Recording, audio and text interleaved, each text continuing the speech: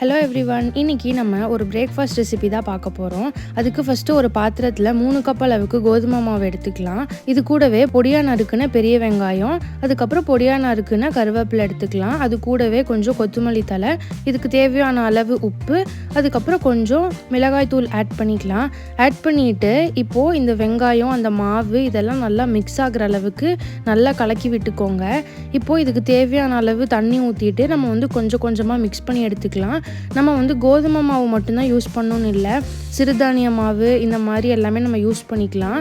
நல்லா இந்த கன்சிஸ்டன்சி வர அளவுக்கு மிக்ஸ் பண்ணிக்கோங்க. இப்போது நம்ம தோசைக்கல்ல 2 கை மாவை எடுத்துக்கலாம். எடுத்துட்டு இதை நல்லா ஸ்ப்ரெட் பண்ணி விட்டுக்கோங்க. கையை கொஞ்சம் தண்ணியில் நனைச்சிட்டு ஸ்ப்ரெட் பண்ணிங்கன்னா உங்களுக்கு கையில் ஒட்டாமல் வரும். நல்லா லேசாக வர அளவுக்கு மாவு எல்லாத்தையும் நல்லா ஈவனாக ஸ்ப்ரெட் பண்ணிட்டு எக்ஸ்ட்ரா இருக்க மாவெல்லாம் எடுத்துடலாம். உங்களால் எவ்வளோ லேசாக எடுக்க முடியுமோ அந்த அளவுக்கு எடுத்துக்கோங்க. இதுக்கு சைட் டிஷ் எல்லாம் எதுவுமே தேவையில்லை.